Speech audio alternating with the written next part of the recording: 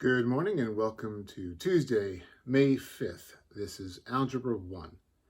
Today we're going to look at the second form of a quadratic equation that we're going to learn how to graph. We've covered vertex form. We're ready to move on. Today's form we're going to cover is called factored or intercept form. And you'll see why it's called that as we move. But for today, we're sticking to the very basic elements of this form. So it's going to be tomorrow where we address the reasons for its name.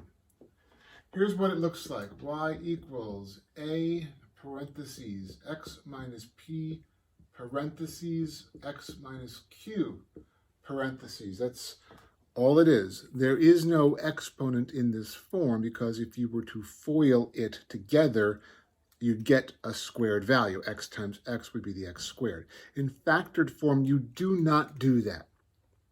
Let me rephrase and restate it.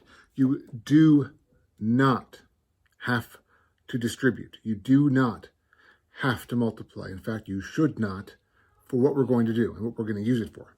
All right? So first off, in order to graph something in factored form, we have to know what its vertex is going to be, as always. So I'm going to give you an example. All right, this is going to be kind of a tough one to graph, but it's a decent example. So we're going to say y equals 2 parentheses, x minus 4, close parenthesis, open, x plus 6.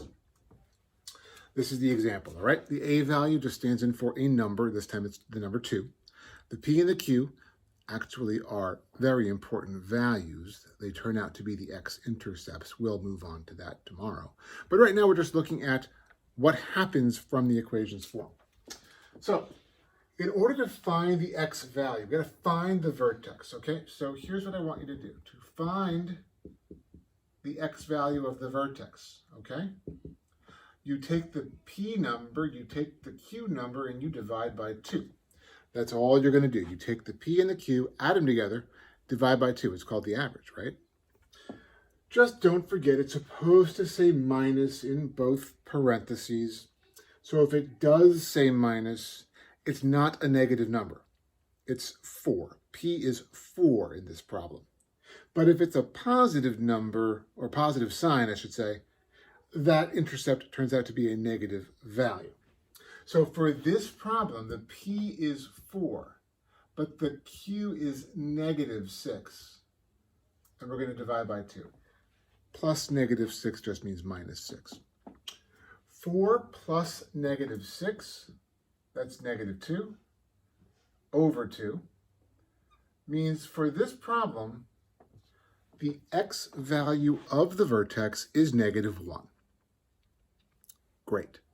But a vertex is a coordinate, so I have to know the y value. So how do I find y? Well, we just plug in the number we just got, okay? Plug it in. The equation's right here. It says y equals 2 parentheses x minus 4, x plus 6. I'm going to use the negative 1 because that's the x value of my vertex. So I'm going to say negative 1 minus 4 times negative 1 plus 6. Again, we're searching for the vertex. In order to do so, we found the x value first. We added the p and the q and divided by 2. It finds the average x, which is the vertex x value. Then we plug it into the equation to figure out what y is. We're just going to do this very simply. Negative 1 minus 4 is negative 5. Negative 1 plus 6 is positive 5. Now we're just going to multiply. 2 times negative 5 times 5.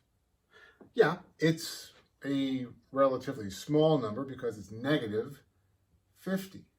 It's very, very, very far down on the actual coordinate grid. But the vertex is found at negative 1, negative 50. Take a moment to absorb that. That's how you find the vertex from intercept form. P plus q divided by 2, and then plug it in to get the y value. All right? Now it's exactly the same as before. We're going to still use a t-table. We're going to still find 2 values above, 2 values below, plug them in and solve. starting tomorrow, there will be an alternate way to graph it. But again, we're just going to stay with the basics first, and then we'll develop it. So I have my vertex. It's -1, -50. Now that I know that, I'll make my t-table. It goes in the middle, -1, -50. I move 1 away. So I'm going to subtract 1 for -2, subtract another 1 for -3. I'm going to add 1 for 0, add 1 for 1. That's how you're going to find your 5 numbers. Generally, it's just 5 numbers in order, where the middle number is the vertex. Okay? And now we plug it in. I'm not going to do every one of these because it's actually, hopefully, even easier than before. Y equals 2, parenthesis, -3 minus 4, parenthesis, -3 plus 6. We're plugging in a -3, so we're going to get the answer here. So y equals 2 times -7 times 3. -3 minus 4 is -7. -3 plus 6 is 3. So what do we get? -42. And we can plug in the -2. Y equals 2 times -2 minus 4 times -2 plus 6, because we're plugging in the -2 input. And we get 2 times -2 minus 4 is -6. -2 plus 6 is +4. 2 times -6 times 4 is -48. I have good faith in what I'm doing, so at this point I'm going to just write the symmetry on the other side. And I have faith that those will be correct. I've checked it already, I know they're correct. But if you're not sure, you plug them in and you solve it. Now to graph something like this, obviously we have some very negative y values. Don't count by ones, that's crazy. If you have to go down to -50, count by -10s or something. Because that's going to be very hard to graph if you go by individual values. We would never want to do that. So I'm going to just make, because I have to go to 1 on the x, a little bit of positive, mostly negative.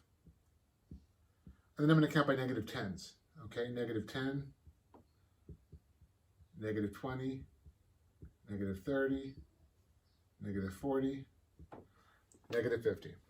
But these will just be by ones. It's fine to have this as our scale. It's not ideal to have to graph values that are so disparate, so different, but it's not a problem. -3, -42, somewhere around about over here, I think.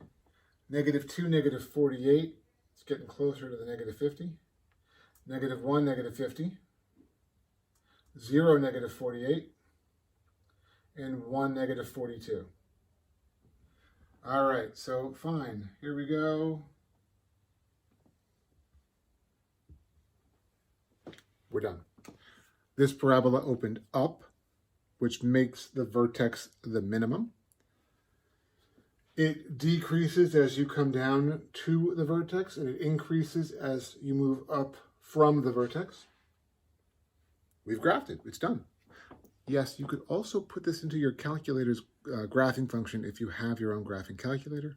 Or again, you can use desmos.com. It's easy, it's not challenging, and it graphs it for you so you can see what it is you're doing. So, for today, what I'm going to give you is one prompt. I'm about to put it on the board. For this one prompt, I'd like you to do what we've been doing, which is to find the vertex, write down the t-table, and graph it. Okay? Here is your equation in factor form. Y equals negative, parenthesis, x plus 1 and x minus 5. Again, your task, find the vertex, and I just explain how. Make the t-table, and then graph. Okay, graph the parabola. And if you have any questions, as always, email me, let me know. I'm here to help. Otherwise, please do this and submit it to me through email or the Google Drive no later than tomorrow at 8 a.m. Have a wonderful day.